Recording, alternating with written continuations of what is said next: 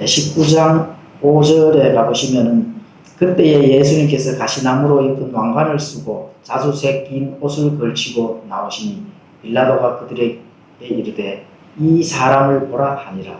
자, 지금까지 우리가 요한복음 오늘이 8번째인데 57번째까지 이제 예수님께서 자, 빌라도 앞에 그 법정에 서서 제 재판을 받는 그런 얘기를 나누었습니다.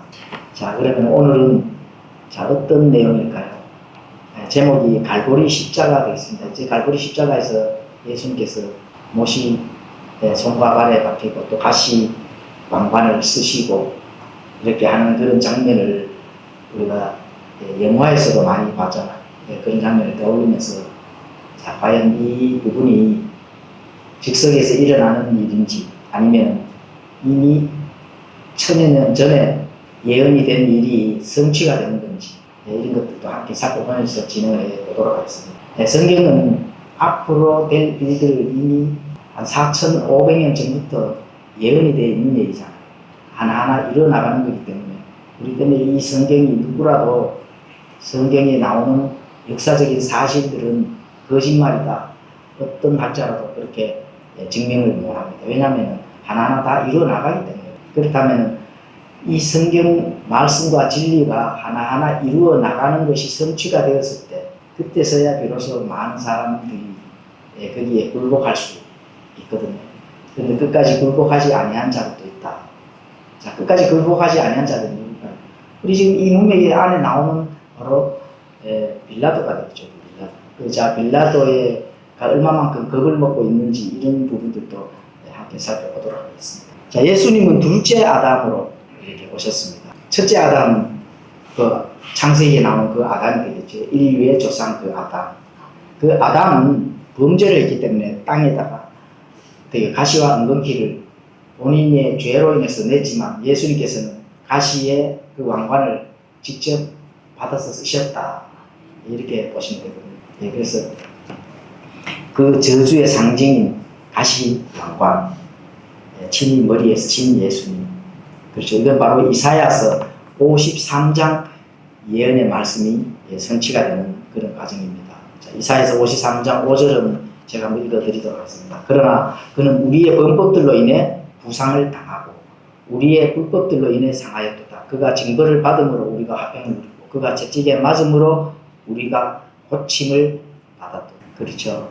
예수님께서 우리의 죄들 때문에 상하시고 부상당하시고 어떻게 채찍에 맞으셨다는 겁니다. 근데 이 말을 또 고침을 받았다 이렇게 하니까 이 말을 가지고 와서 대은사주의자들 어떻게 될까요?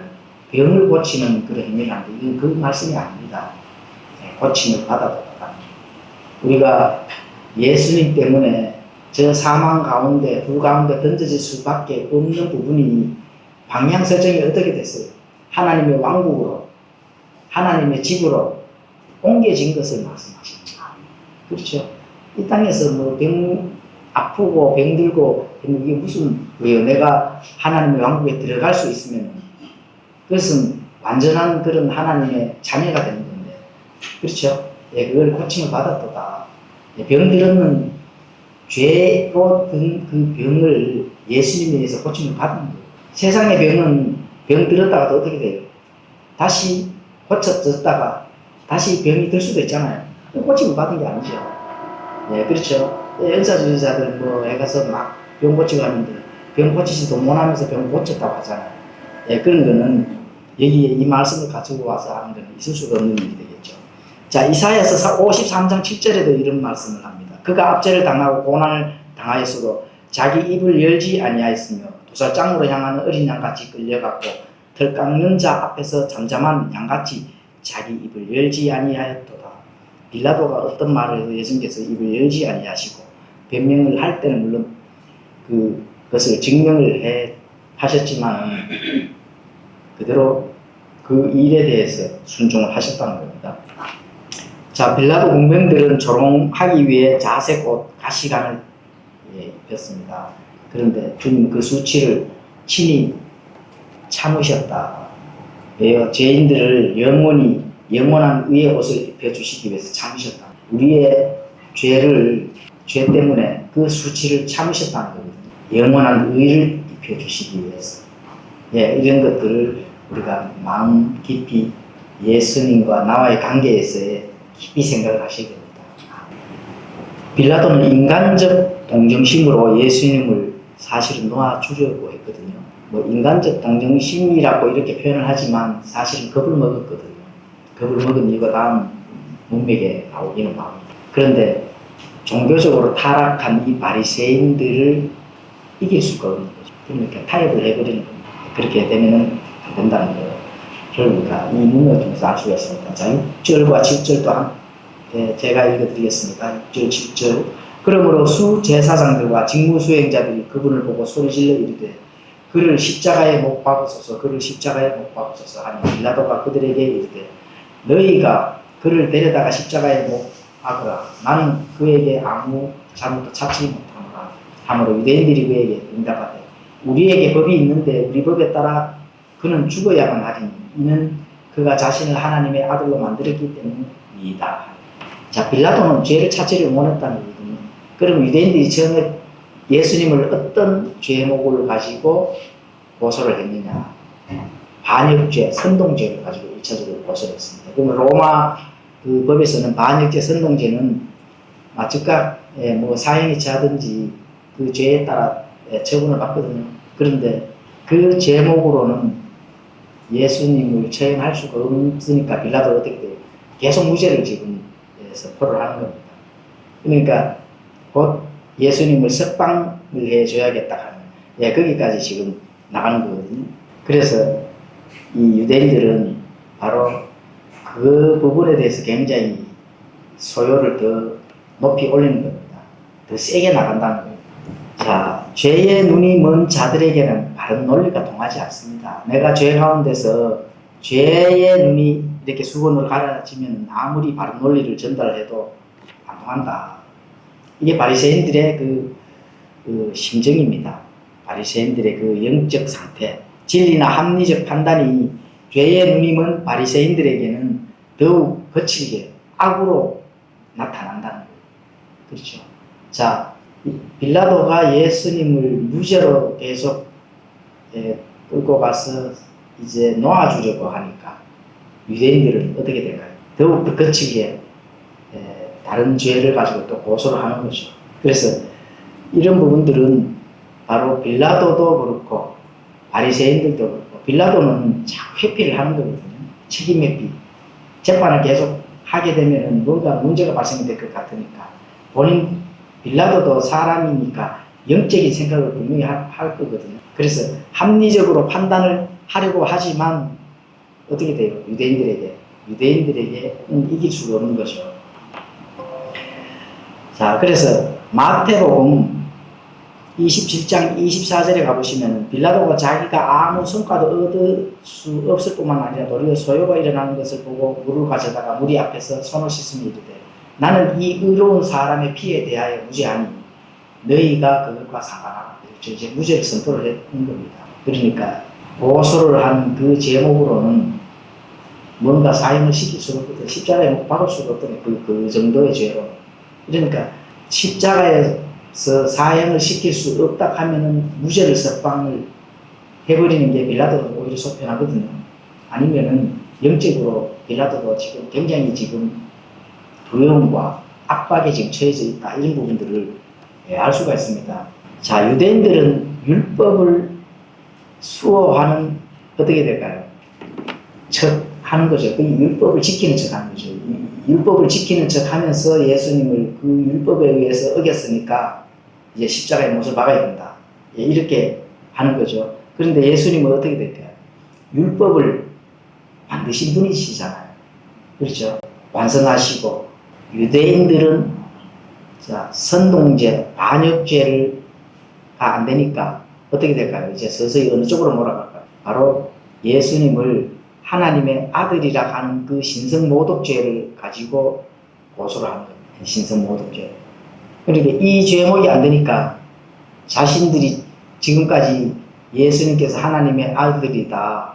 또 자신이 그렇다면 하나님이 된다는 거거든요. 그럼 유대인들이 하나님의 아들이라 하는 것은 바로 유대인들이 알고 있는 그 아들은 하나님이라 하는 거, 자신들을 구원을 시킨 메시아라 하는 걸 알고 있는 거거든요. 알고 있기 때문에 그러면 너가 자 요셉의 아들이라는 것도 알고 있고 요셉의 아들이 하나님의 아들이라 하는 그런 부분들을 지금 계속 유대인들에게 전달하니까 어떻게 돼요? 신성모독죄로 뭐 계속 지금 몰고 왔는데 1차적인 고소는 반역죄, 선동죄, 그리고 그걸로 안 되니까 2차적인 고소가 신성모독죄, 이렇게 해서 결국 십자가의 못을 받게 되는 그런 걸로 이제 몰아간다는 거예요. 그리고 거기에 빌라도는 바로 타협을 해버린다.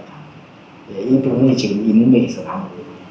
그래서 마태복음 27장 24절에 방금 읽어드렸는 것 같이 손은 씻었습니다. 빌라도. 그런데 뭘 못 씻을까요? 자신이 바리새인들에게 예수님을 십자가에서 못을 박도로 넘겨주는 그 죄의 대가는 당연히 못 쓰는 거죠. 그렇죠. 그래서 율법의 이름으로 은혜를 거절하는 유대인들, 바리새인들, 또 종교인들, 이런 걸 알 수가 있습니다. 자신들의 기득권과 종교적 명분을 위해 고소 제목을 바꿔가면서까지 예수님을 고소하는 그런 일들이 지금 이 문맥에 나타나고 있거든요. 자, 한 예를 한번 들어볼까요? 우리 정동선 목사님, 이 삼위일차 여러 가지 교리나 이런 부분들을 지금 고소를 지금 당해가 있잖아요.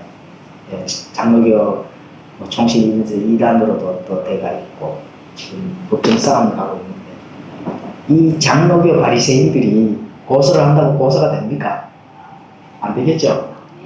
자신들의 기득권, 종교적 명분을 위해서 고소를 합니다. 옳고 그름에 대해서는 하나님을 이기려고 하면 될 수가 없습니다. 왜냐하면 바른 복음의 분별은 자신들도 알고 있는데 뭘 때문에?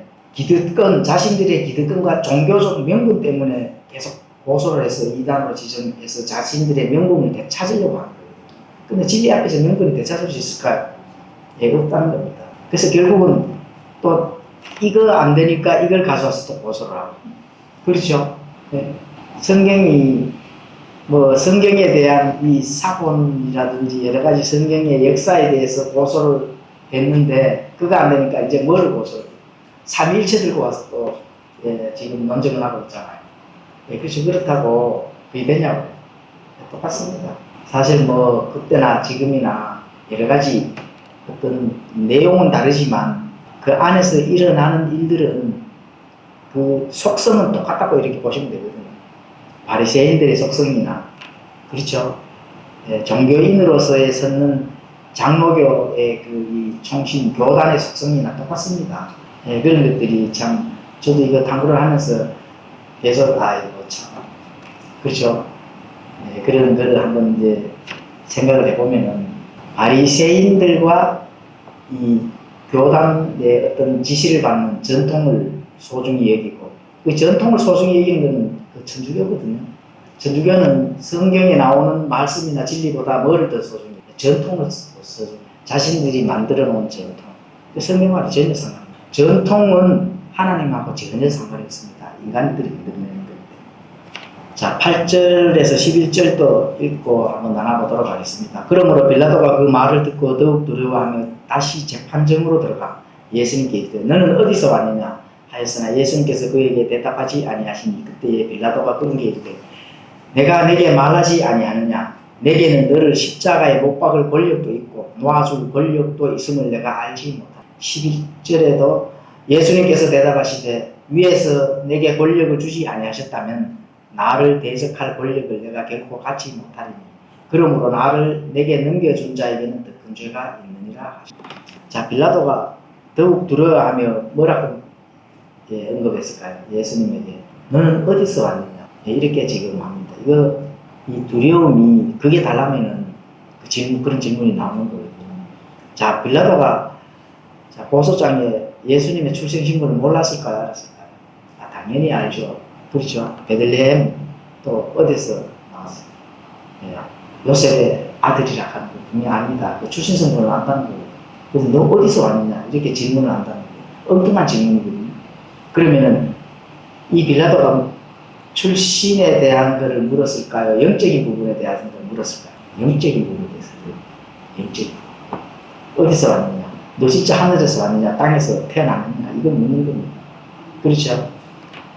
자, 이거는 신들이 인간의 모습으로 나타난다는 신화적 사고를 가진 이 교도들은 그런 신화를 믿는 겁니다. 신이 사람의 모습으로 나타난다. 이런 것도 그때는 공공연하게 믿은 거죠. 사람의 학술적인 이야기가 신화고 그 신화는 사실일 수도 있습니다. 사실적 신. 그러니까 인간이 이해가 안 되는 부분 있잖아요. 이해가 안 되는 부분은 신화라고 하는 거거든요. 그 하나님 앞에서 이해가 될까요? 안 될까요? 이해가 안 되는 게 하나님 하신다 하면은 하시는 거예요. 그렇죠?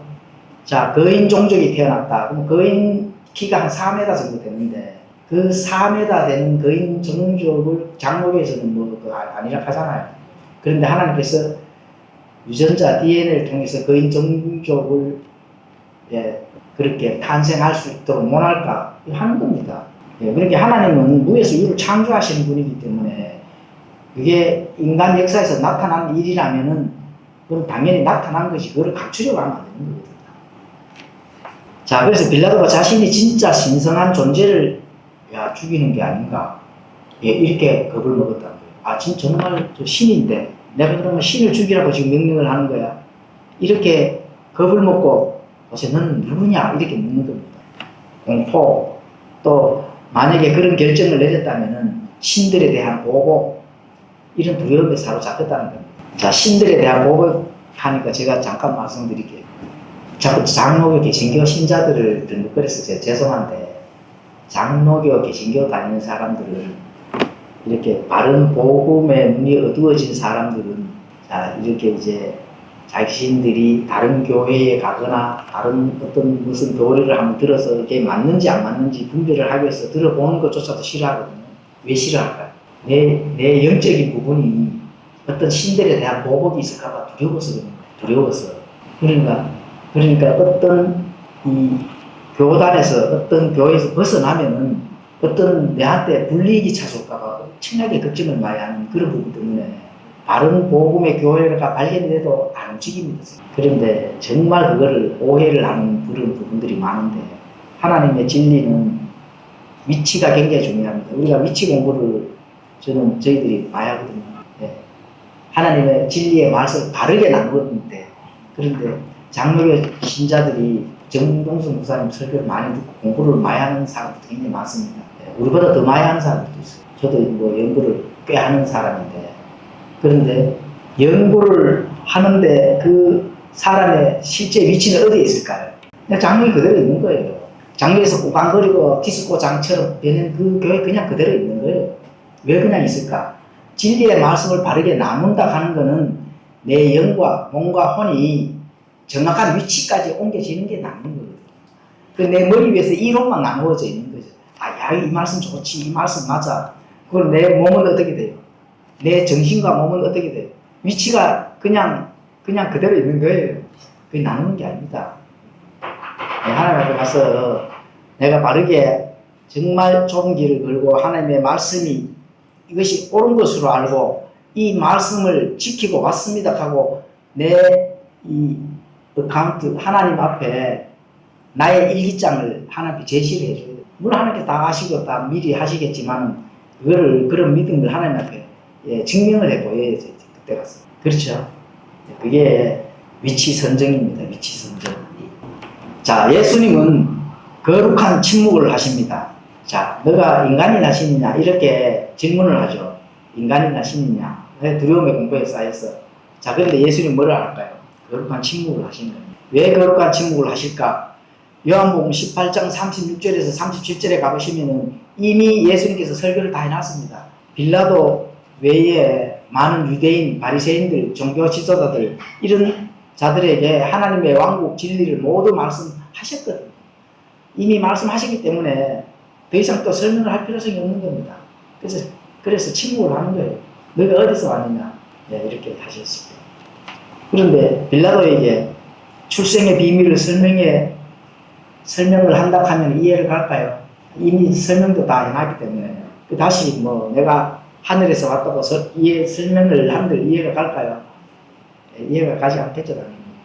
채찍질하고 또 조롱하도록 그 방치한 재판관 앞에서 더 이상 예수님께서 변호를 하지 않는다. 네, 이렇게 할 수가 있습니다. 자, 그렇게 침묵을 했을 때, 자, 빌라도도 이렇게 이제 전달하죠. 내게는 너를 십자가에 못 박을 권력도 있고 놓아줄 권력도 있음을 내가 알지. 예수님께서 이제 예수님에게 공포심을 자극을 하는 거죠. 너희가 도대체 어디서 왔느냐를 알고 싶은 겁니다. 자신의 두려움을 바로 숨기기 위한 허풍이죠. 큰 소리 치는 사람들은 사실 그 안에 뭐 큰 게 없어요, 사실은. 큰 게 없는데 큰 소리 치는. 큰 게 있는 사람들은 실제로 큰 소리 안 칩니다. 그렇죠? 그러니까 빌라도가 지금 그런 위치에 놓여 있다는 거죠. 자, 그렇다면은 내게 넘겨준 자에게는 더 큰 죄가 있다. 이렇게 예수님께서 말씀합니다. 빌라도가 내가 너를 놓아줄 권력도 있고 또 십자가에 받을 권력도 있다. 이렇게 했을 때, 자, 그 권력을 어디서 왔다 했을까? 하나님이 주시지 아니하면은 그 권력은 너가 가질 수가 없다. 이렇게 이제 예수님께서 말씀하죠. 높은 데서 왔다는 거죠. 자, 그렇다면은 이제 나를 대적할 권력을 내가 결코 갖지 못하였다. 이렇게 말씀하시고 내게 넘겨준 자에게는 더 큰 죄가 있다. 이렇게 지금 예수님께서 말씀합니다. 그럼 내게 넘겨준 자는 누구예요? 유대인들이잖아요. 빌라도에 넘겨준 자들은 유대인들, 바리새인들, 종교 지도자들. 자, 그런 자들이 더 큰 죄가 있다는 겁니다. 그러면 유대 대제사장들, 가야바와 또 사내들인 공회에 많은 이 종교 지도자들, 그리고 가론 유다까지 이제 포함이 되는 거죠. 그런 자들에게는 더 큰 죄가 있다는 겁니다. 자, 그러면 왜 그런 자들이 더 큰 죄가 있을까? 이거를 좀 살펴봐야 되겠죠. 통치자의 권세는 하나님께서 사회 질서를 바로잡고 또 그 사회에 대한 많은 부분들을 법과 또 그 아래에서 그 질서를 바로 이렇게 세우고 거기서 통제를 받아야 되기 때문에 그런 제도입니다. 그렇죠. 그런데 유대 지도자들은 하나님이 주신 이 신성한 사법 제도를 자신들의 간악하고 사악한 목적을 달성하기 위해 이런 도구로 악용을 하려 하기 때문에 그렇습니다. 이게 더 큰 죄라는 거죠. 그러니까 우리가 이 사회법이 있잖아요. 국가에는 다 사회법률이지, 우리나라도 헌법이 있잖아요. 그죠? 그 헌법을 세운 목적은 사회 질서, 이 하나님의 오른쪽 가치를 바로 세우기 위해서 그 헌법을 주신 거거든요. 그래서 우리 헌법은 미국의 헌법하고 거의 똑같습니다. 미국 헌법은 당연히 기독교 국가라기 때문에 하나님의 가치에서 세운 헌법이거든요. 그 헌법을 우리나라 그대로 이제 받아서 쓰는데 모든 법은 어디서 났을까요? 하나님이 주신 겁니다. 하나님이 주신 거. 옳고 그름의 가치. 그래서 오른쪽 하거든요. 왼쪽은 안 된다 하는 이유가 바로 거기에 있는 겁니다. 왼쪽은 오른쪽을 배석하는 위치에 서서 오른쪽을 공격을 하는 거기 때문에 그거는 안 된다는 거죠. 그래서 오른쪽에 그 법이 하나님의 가치, 질서를 유지하기 위해서 국가에도 그 법을 허용해 줬다. 그런데 그 하나님이 주신 그 법의 허용을 어떻게 돼요? 지금 유대인들이 악용을 하고 있다는 거죠. 그리고 더 큰 죄가 그 법을 악용을 하면 안 된다. 그렇죠? 그런데 그 죄가 빌라도보다도 더 크다는 겁니다. 그 유대인들이 과연 그러면 어떻게 될까요? 종교 지도자들은 지금 어디로 가 있을까? 자, 생각해보면 우리는 알고 있잖아, 그죠? 자, 진리를 거부한 자에게 내려지는 바로 그 침묵, 그 영적 원리를 이제 보여주는 거죠, 하나님께서, 예수님께서. 그래서 그 빛과 진리에 순종하지 않고 정치적 계산만 하는 이런 자들에게는 더 이상 하나님은 진리를 계시하지 않으신다. 그렇죠? 진리를 거부하는 자에게는 하나님이 더 이상 그 사람에게는 계시하지 않는다. 오늘날도 마찬가지입니다. 내가 참된 복음, 참된 진리를 거부하는 자들에게는 아무리 구원받은 자라도 더 이상 성령님께서 조명을 해주시지 않는다. 이걸 알 수가 있습니다. 말씀하지 않는다는 거예요. 바르게 인도해 주시지 않는다는 거예요. 그렇죠? 그래서 그런 부분들을 오늘날 많은 사람들이 지금 많은 미디어가 지금 많이 발달되고 있는 이런 상황에서 방 안에서 있어도 옳고 그름의 어떤 그런 분별을 할 수 있는 시대거든요. 내가 정보를 몰라서 내가 이런 바르지 못한 위치에 서 있는 게 아닙니다. 알면서도 이 위치에 서 있는 거거든요. 그렇다면은 알면서 내가 바른 위치에 선정하지 못하는 거, 죄일까요, 죄가 아닐까요? 당연히 죄가 되겠죠. 네, 참 문제가 큽니다. 그런 부분들이. 예수님 앞에 갔을 때 구원을 받아서도 예수님 앞에 갔을 때 거기에 대한 해명이 반드시 있어줘야 됩니다. 이런 걸 알 수가 있습니다. 진리를 거부하는 자들에게는 더 이상 침묵하신다. 이거 꼭 기억해 주시면 좋겠습니다. 자, 이방인의 때에 속한 로마 제국은 세상에 등하는 권세를 가졌잖아요. 그 세상에서 모든 길이 로마로 통한다 하잖아요. 그런데 역사의 재판장이신 예수님, 그 하나님의 아들, 그 앞에서는 스스로 빌라도도 자기 자신이 자기한테 정죄를 하고 있는, 죄를 자꾸 쌓고 있는 거죠. 조심해야 됩니다. 참된 복음이 딱 전달됐을 때 바르게 판단이 되었다면은 이게 맞는데 이게 옳다 하면은 빨리 위치 선정을 잘 하셔야 된다. 지금 이 시대가 바로 그 시대거든요.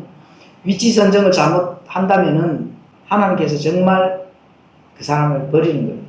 우리 고린도후서 13장 읽었죠. 항상 우리가 있잖아요. 너희가 예수 그리스도 안에 있는지 검증하게 하잖아요. 너가 그걸 모른다면은 버림받은 자라 하잖아요. 물론 구원받은 자는 구원을 잃는다는 뜻은 아닙니다. 구원을 받은 자도 버림받는다 하는 것은 더 이상 성령님의 조명의 그 빛을 받지 못한다 하는 거예요. 그 하나님과 함께 관계가 개선이 그때부터 더 이상 없다는 겁니다. 자, 12절 13절도 읽겠습니다. 이때부터 빌라도가 그분을 놓아주려 하였으나 유대인들이 소리질러 이르되 당신이 만일 이 사람을 놓아주면 당신은 가이사르의 친구가 아닙니다. 누구든지 자기를 왕으로 만드는 자는 가이사르를 대적하 이런 말을 하나이다. 그러므로 빌라도가 그 말을 듣고는 예수님을 데리고 나가 포장 바닥이라 불리지만 히브리어는 각바다라 하는 곳에서 있는 재판석에 앉느니라. 지금 빌라도를 유대인들이 더 협박을 하는 거죠. 어떻게 협박을 할까요? 만약에 놓아준다 하면 이는 바로 가이사르의 친구가 아니다. 이때 당시 로마 황제가 티베리우스였거든요. 자, 티베리우스. 자, 이 티베리우스는 로마에서 가장 잔혹하고 의심이 많고 시기심에 극에 달했던 그런 독재자입니다. 자, 이런 독재자, 그렇죠. 이런 독재자가 지금 유대인들이 빌라도와 황제의 관계를 가지고 와서 지금 협박을 하는 거죠. 만약에 놓아준다 하면은 가이사르의 그 친구가 아니다. 이렇게 빌라도가 어떻게 될까요? 뜨끔할 거 아닙니까? 그렇죠. 뜨끔하겠죠. 자, 이런 걸로 협박을 하면서 바로 이제 예수님을 어찌하여든 죄목을 씌워서 십자가에 못 박으려고 지금. 자, 이 친구라는 표현은 단순히 친밀한 관계를 넣는 그런 표현입니다. 로마 고위 관료에게 부여되는 그런 일종의 명예직에서 이렇게 호칭이 친구라고 불렀답니다. 그래서 그것도 하나의 직이라고 이렇게 보는데 그만큼 친구 정도 된다 하면 황제나 그렇죠. 높은 고위 관료의 친구라는 그런 호칭이 붙는다 하면 엄청난 그런 권력을 가지고 있고 명예를 가지고 있다 이렇게 이제 보시면 되는 거거든요. 자, 그래서 빌라도가 가장 이 약한 고리를 지금 건드는 겁니다. 정치적 야망, 또 목숨에 대한 두려움 이런 걸로 이제 옆구리를 찌르니까 빌라도는 당연히 어떻게 돼요? 누구 편에 서야 될까? 예수님을 무시로 놓아주는 편에 위치에 설까요? 아니면은 자, 바리새인들이 고발하는 고사는 그 위치에 서 있어야 될까? 고사는 위치에 서 있을 수밖에 없죠. 그렇죠. 이 유대인들을 그렇게 이렇게 이제 정치적 선동을 해서 본인들이 입지가 약해지면 안 되거든요. 그 결국은 이제 예수님을 십자가에 못을 박는 그런 걸로 이제 위치에 서서 그렇게 이제 행한다 이렇게 이제 알 수가 있습니다. 자, 만일 빌라도가 자칭 이제 유대인들 입장에서 자칭 예수님이잖아. 그 왕을 이제 석방을 한다고 하면은 의심 많은 그 티베리우스 그 황제가 바로 빌라도를 어떻게 될까요? 반역죄로 만약에 또 간다 하면 빌라도 큰 많은 그런 문제거든요. 당연히 목숨도 잃고 또 정치적 생명이 이제 끝난다고 이렇게 이제 보셔야 됩니다. 자, 그래서 그런 것들로 인해서 극심한 공포를 자극을 해서 예수님을 이제 죄목을 씌워서 십자가의 못을 받기 위해서 그렇게 한다. 이렇게 이제 지금 문맥이 지금 그렇게 가르쳐 주고 있는 겁니다. 자, 여기서 포장 바닥이라는 의의가 나오죠. 색상으로 이렇게 작은 돌들로 깔아 만든 뜰이나 방으로 그 의의를 사용합니다. 로마나 관제나 궁전에서만 이제 볼 수 있고, 또 갓바닥 하는 이거는 판사가 판결을 내리기 위해 높여놓은 단상입니다. 여기서 지금 이제 이제 판결을 내리는 그런 일들을 볼 수가 있습니다.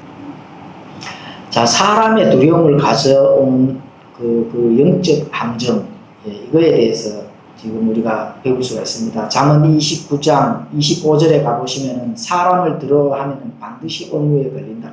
누구든지 주를 신뢰하는 자는 안전하다. 이런 말씀이 우리 여기에서 우리가 연결해서 좀 해서 우리 마음에 새겼으면 좋겠습니다. 사람을 두려워하면 안 된다. 그렇죠? 목사를 두려워하면 안 됩니다.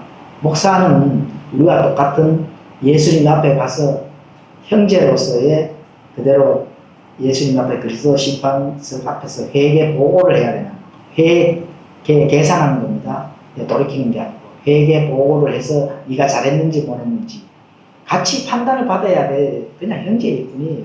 지식적으로 좀 많이 배워서 이렇게 치리를 하고 또 양들에게 좋은 꼴을 먹고 강약물이 잘 설정해서 나가는 그런 일을 역할을 하는 거지, 하나님과 사람 사이에 중보자하는 그런 그리스도 제사장이 아닙니다. 사람을 두려워하면 안 됩니다. 목사님 치켜 세우면 안 됩니다. 같이 예수님 앞에 가서 회개 보고해야 돼. 형제요, 지체요, 동료일 뿐이다. 이런 거 해야 되는데, 그래서 사람을 두려워하면은 반드시 온유에 걸린다. 이거 꼭 기억해 주시면 좋습니다. 누구를 신뢰해야 될까요? 우리 주님, 예수님을 신뢰해야 됩니다. 예수님을 신뢰한다는 건 말씀을 신뢰한다는 거거든요. 말씀이 하나님과 함께 계셨으니 말씀이 곧 하나님이십니다. 이 말씀을 신뢰해야 됩니다. 결국 빌라도는 가이사르의 그 친구로 남기 위해서 우주와 창조주 하나님이신 아들이신 예수님을 십자가에 이제 넘겨주게 됩니다. 그리고 세상과 타협하는 그런 일로 이제 넘어가고, 자신의 영광과 자리를 지키고, 그리고 만왕의 왕이신 예수님을 이제 거절하고 세상에 그 십자가로 판결 내리고 넘겨줍니다. 그리고 세상적으로 이제 타협을 한 거죠. 영원한 재판장이신 예수님을 넘겨주는 일입니다. 나중에는 빌라도가 어떻게 돼요? 반대로 되겠죠. 예수님 앞에 서서 재판을 받고 결국은 어떻게 돼요? 불옷으로 들어가야 되는 그런 일만 남았던 거죠. 자, 14절에서 16절 또 들어가 있습니다. 그날은 6월절의 예비일이요 때는 6시쯤이더라. 그가 유대인들에게 이르되 너희 왕을 보라 하니 그들이 소리 지르되 그를 없애버리소서, 그를 없애버리소서, 그를 십자가에 못 박으소서 하므로 빌라도가 그들에게 이르되 내가 너희 왕을 십자가에 못 박으랴 하며 제사장들이 대답하되 가이사르 외에는 우리에게 왕이 없나이다 하니라. 그러므로 그때에 그가 그분을 십자가에 못 박도록 그들에게 넘겨주매 그들이 예수님을 데려다가 끌고, 자, 드디어 이제 판결이 끝났죠. 이제 십자가에 못을 박을 일만 남았거든요. 그러니까 십자가까지, 골고다 갈보리까지 가는 그 과정, 그 과정이 지금 성경 기록에는 나타나 있지 않지만 그 복음서에 보면은 뭐 마태복음, 마가복음, 누가복음까지 잘 기록이 되어 있거든요. 우리가 성경을 읽다 보면은 그런 부분들이 나타나기 때문에, 자, 여기서 이렇게 보시면은 넘겨주는 그 날이 6월절의 예비일이거든요. 6월절의 예비일이고 때는 6시쯤이다. 이렇게 이제 기록을 되어 있습니다. 자, 그러면 6월절 예비일이면은 6월절이 바로 전날이거든요. 전날 때는 6시쯤이다. 이렇게 기록이 되어 있습니다. 자, 6시쯤이면은 6시쯤이면은 이 6시가 사실 충돌이 좀 일어나죠. 마태복음, 마가복음, 누가복음에 나오는 시각과는 좀 충돌이 일어납니다. 이 6시는 어느 6시쯤일까? 이거는 이제 요한복음에 나오는 6시는 로마 시간으로 6시입니다. 로마 시간. 그렇죠. 그러면은 유대인들의 그 6시는 또 다릅니다. 그렇죠. 6시는 좀 다르고, 로마의 시간으로 6시면은 지금 오늘하고 똑같습니다. 이른 아침 6시잖아요. 그렇죠. 그렇게 이제 보시면 되거든요. 자, 그래서 요거 잠깐 설명을 드리도록 하겠습니다.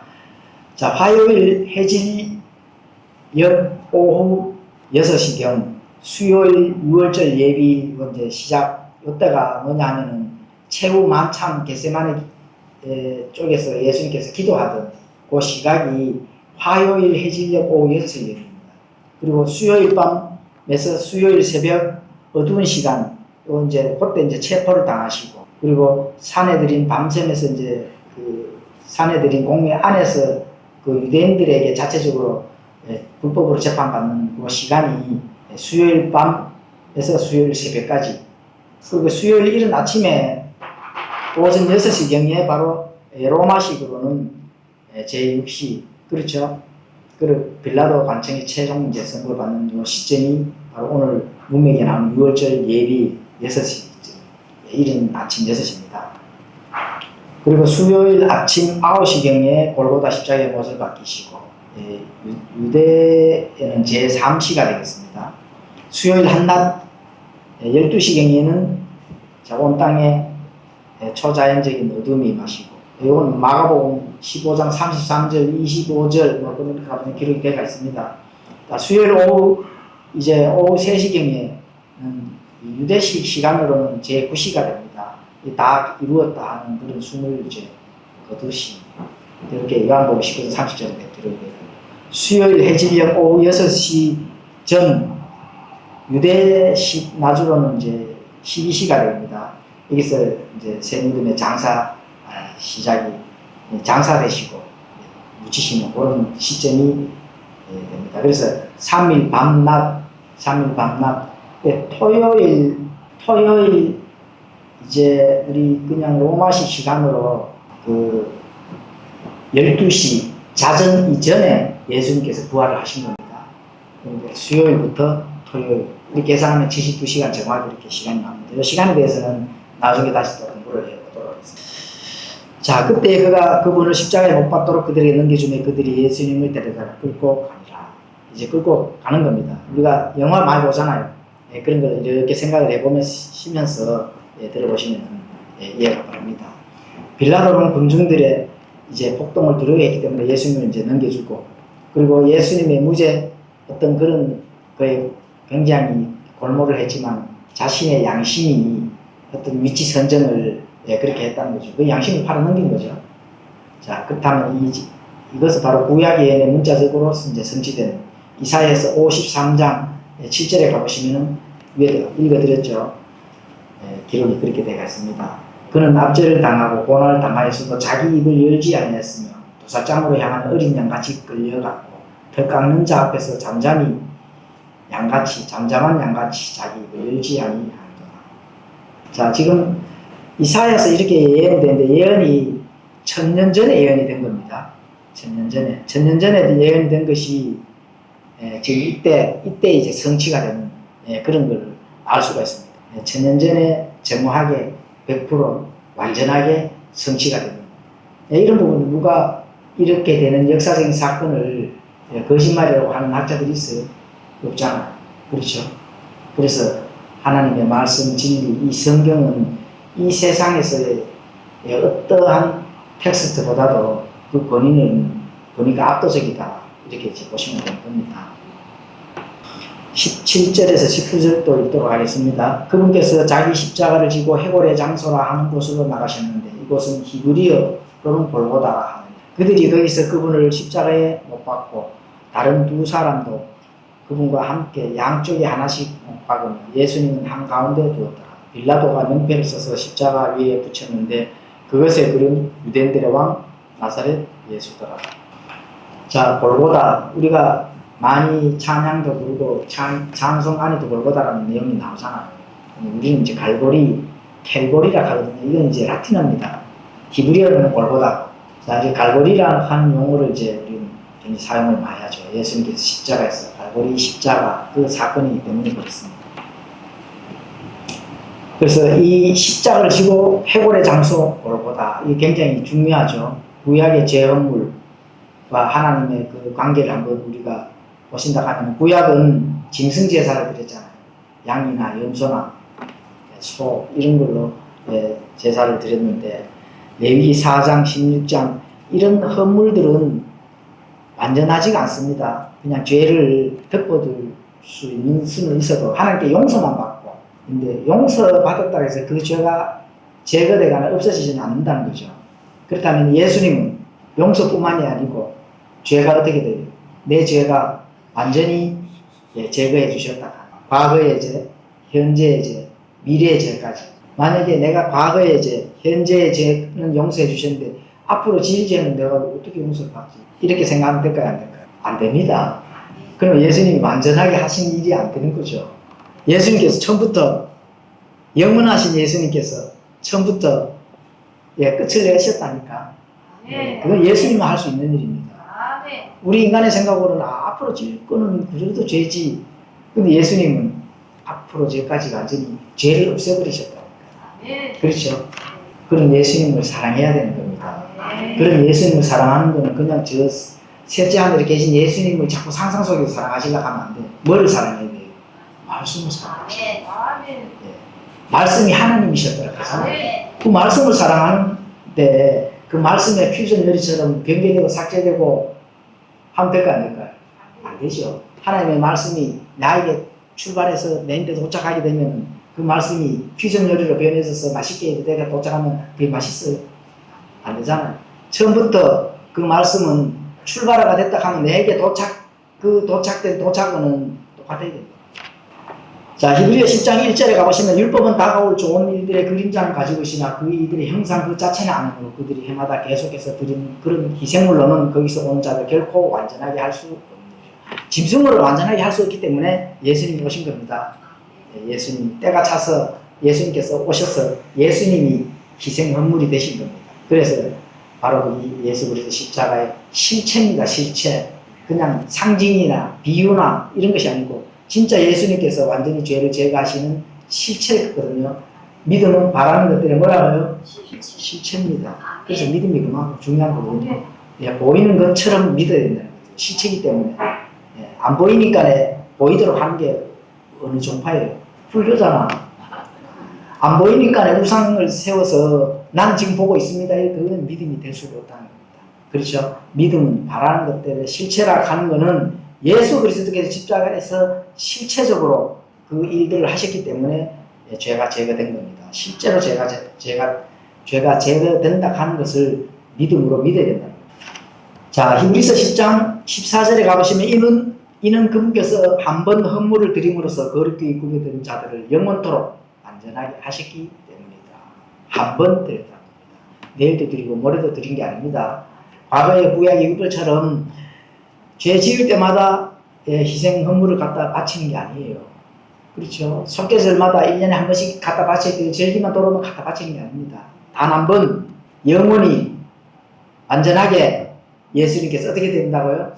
끝을 내셨다. 그래서 진리 안에서 자유를 누릴 수 있는 그 특권을 그리스도인들이 받았는데 그 특권을 누리지 못하는 게 그게 죄입니다. 예수님께서 우리에게 주신 그 진리 안에서 자유를 누리는 그 복음의 자유를 진리 안에서 자유입니다. 방종의 자유가 아니에요. 그거에 대해서 공부 좀 해야 되는데 자유하니까 그냥 방종으로 이렇게 하는 게 아닙니다. 자유는 반드시 책임이 따르는 자유, 진리 안에서 자유. 그 자유를 줬는데 그것을 누리지 못한다 하는 그쪽 죄라 하는 거. 그 누리지 못한 죄도 반드시 가서 해명을 해야 된다. 저는 그렇게 생각합니다. 자, 20절에서 24절도 읽도록 하겠습니다. 예수님께서 십자가에 못 박히신 곳이 그 도시에서 가까움으로 그때에 유대인들 중에 많은 자들이 이 민표를 읽었는데 그것은 히브리어와 그리스어와 라틴어로 기록되었더라. 그때 유대인들의 수제사장들이 빌라도에게 이르되 유대인들의 왕이라 쓰지 말고 그가 이르기를 나는 유대인들의 왕이라 했다고 쓰소서. 하니 빌라도가 응답하되 내가 쓴 것을 내가 썼다 하니라. 그때에 군사들이 예수님을 십자가에 못 박고 그분의 옷들을 취해 네 몫으로 나누어 각 군사가 한 몫씩 차지하며 그분의 겉옷도 취하였는데 그 겉옷은 이음새 없이 위에서부터 통째로 짠 것이더라. 24절 그러므로 그들이 자기들끼리 이르되 우리가 그것을 짓지 말고 그것이 누구의 소유가 될지 정하기 위해 그것을 두고 제비를 뽑자 하니 이것은 그들이 자기들끼리 내 옷을 나누며 내 겉옷을 두고 제비를 뽑나이다 하고 말하는 성경 기록이 성취게 되게 하려 함이더라. 그러므로 군사들이 이 일을 행하였더라. 자, 히브리어와 그리스어와 라틴어로 유대인들의 왕이라. 자, 명패에 기록된 십자가 이 명패는 전능왕국에서 온 세상을 통치하실 메시아 우주적 왕권, 이게 전 세계 언어로 바로 그 증거하는 절대적 불변적 선언문입니다. 자, 그런데 유대인들은 어떻게 돼요? 어떻게 바꾸라? 유대인들의 왕이라 쓰지 말고 그가 이르기를 자칭 나는 유대인들의 왕이라 했다고 써라, 이렇게 됩니다. 그렇게 자신들의 왕이라고 하지 말고 그냥 혼자 스스로, 그렇죠? 나는 유대인들의 왕이라 뭐 이렇게 바꾸라는 겁니다. 그런데 어떻게 돼요? 빌라도는 거절한 거죠. 그렇죠? 거절하는 겁니다. 그래서 당연히 거절을 해야 되죠. 왜냐하면은 그 성경에 그렇게 아마 예언이 되어 있기 때문에 거절할 수밖에 없습니다. 자, 그래서 이 십자가 상단의 히브리어, 라틴어, 히라보, 당대 전 세계를 대표하는 3대 언어가 되겠죠. 그래서 이 나사렛 예수, 유대인의 왕, 자칭 유대인들의 왕이 아니라 유대인의 왕이라고 명확한 진리를 빌라도에게서 그대로 유지되고 보존했다. 이렇게 이제 성경기로 또 전달합니다. 자, 군사들이 예수님 십자가에 못 박고 그분의 옷을 취해 네 몫으로 나누어 각 군사가 한 몫씩 차지하며 그분의 것을 또 취하였는데, 이렇게 이제 하죠. 이것도 다 예언이 된 거죠. 자, 예언이 된 겁니다. 그리고 이런 거는 이제 사형 집행 관례상 이제 전리품으로 이렇게 이제 분배하고, 예수님의 옷이 그렇게 좋은 옷도 아닌데 이런 옷까지 뭐 나눠서 이렇게 전리품으로 가져야 된다 하니까 그래서 참 이해가 안 되죠. 그리고 이제 그때 사형을 집행한 로마 군인들의 그 수가 4명이었다는 걸 이제 알 수가 있고, 그렇죠. 또 겉옷은 그렇게 이제 하는데 찢지 말고 누구의 소유가 될지 정하기 위해 제비를 뽑자 하는 이런 부분들, 그렇죠. 이 속옷 하나는 한 사람이 그 몫을 가지도록 이렇게 제비를 뽑는 그런 걸로 지금 이게 지금 나타내주고 있는데, 이게 이제 시편 22편 18절에도 그렇게 또 예언이 되어 있습니다. 그들이 자기들끼리 내 옷을 나누며 내 겉옷을 놓고 제비를 뽑나이다. 자, 이런 말씀 하나하나가, 그렇죠, 성취가 되는 것을 보면은 놀랄 일입니다. 그렇죠. 1500년 전에 미리 이렇게 예언이 되어 있다 하는 십자가 사건 1500년 전에, 이것이 얼마나 하나님은 신묘 막측 알 수 없는, 그렇죠. 우리는 정말 그 하나님을 알 수 없기 때문에 성경 기록을 통해서 하나하나 알아가는 겁니다. 자, 다윗의 시편 22편에 보면 이제 그렇게 기록이 되어 있습니다. 다윗의 제위 기간은 BC 1010년에서 970년 경인데, 이 예언 시편을 기록한 시점 1000년 이후에 이게 예언이 됐다 하는 거 얼마나 놀랍습니까? 그렇죠? 자, 그래서 이런 시간 경과를 해도 하나님의 말씀은 하나하나 성취되어 간다. 자, 시편 22편 18절에 성취가 갖는 우리 영적 의미, 여기서 얻어질 또 교훈도 있을 거잖아요. 이런 거 한번 살펴보면서 마치도록 하겠습니다. 그들이 자기들끼리 내 옷을 나누며 내 겉옷을 놓고 제비를 뽑나이다. 이거 시편 22편 18절에 이제 성취되었고, 이런 놀라운 것들이 바로 당대의 역사적 사형 제도적 배경 때문에 그렇습니다. 왜냐하면 다윗 시대는 사형법이 십자가형이 없었거든요. 그렇죠. 십자가형이 없었는데 그럼 어떻게 사형을 시켰을까? 돌로 때려서 사형을 시켰습니다. 십자가 사형이 없는데 그 없을 때 이미 어떻게 돼요? 십자가 사형에 예고를 해놨다. 이게 얼마나 놀랐습니까? 그렇죠. 그리고 사형수 옷을 네 조각으로 찢고 나누고 통으로 짠 속옷을 위해 제비를 뽑는 이런 행위, 이거는 바로 그 유대인들이 돌을 던져서 일어날 수 있는 그런 것이 아니고 로마 제국의 바로 십자가 사형 관례에서 나타난다. 그렇죠. 이게 아마 2000년 전에 예언이 되어 있다. 얼마나 놀랐습니까? 자, 그래서 로마 군인들이 십자가 밑에서 행할 세부 동작을 바로 다윗도 성령의 그 인도함, 영감으로 기록을 했다가 이 시편 22편 18절 이런 부분들을 우리가 영적인 과연 하나님의 진리의 말씀은 1.1도 땅에 떨어지는 것이 없구나. 그 말씀이 오류가 있다고 이렇게 믿는다 하면 될까요? 안 될까요? 1000년 전에 이미 1.1획도 땅에 떨어지지 아니하고 성취되는 이 말씀이, 진리의 말씀이 오류가 있다고 하는 이 비평학자들, 학문을 배워서 가르치는 목사들, 그 머리에 뭐가 들어있는지 뚜껑을 열어서 봤으면 좋겠습니다. 그렇죠? 그래서 하나님의 말씀은 1.1획도 땅에 떨어지지 아니하고 다 성취된다 하는 그 믿음을 가져야 됩니다. 그 믿음 속에서 위치가 선정이 되는 거거든요. 만약에 그 믿음을 알고만 있고 위치가 선정이 안 된다 하면 어디에 가서 나의 믿음이 지키고 보정시킬 그 위치가 선정이 안 된다 하면 뭐가 될까요? 방황하는 자밖에 될 수밖에 없습니다. 그렇게 되면 예수님 앞에 가서 회개보고할 또 회개보고할 별도 없는 거죠. 그리고 고린도전서 13장에 보면 나오잖아요. 금이나 은이나 보석으로 집을 짓는다 하면은 절대로 불에 타지 않고, 집이나 그렇죠, 나무나 이런 걸로 집을 지으면 어떻게 돼요? 다 타고 없어진다 하잖아요. 영원히 내가 하나님 왕국에 사는 그 왕국에서 이 땅에서도 잘 먹고 잘 살기 위해서 열심히 저축하고 뭐 이렇게 하는데, 정작 내가 영원히 살 하나님의 왕국에서 살 때 하나님께서 우리에게 주시는 그 약속의 보상을 받지 못한다고 했을 때 얼마만큼 탄식하며 울고 속상할까요? 이런 거를 생각을 한다 하면 하나님의 진리의 말씀에 우리가 내게 도착한 그 말씀이 정확하게 1.1획도 다 성취된다 하는 걸 믿으셔야 됩니다. 아멘. 그래서 그런 것들을 바로 우리가 이 문맥에서도 알 수가 있기 때문에 하나님의 진리의 말씀은 항상 옳습니다. 아멘. 기도를 마치겠습니다.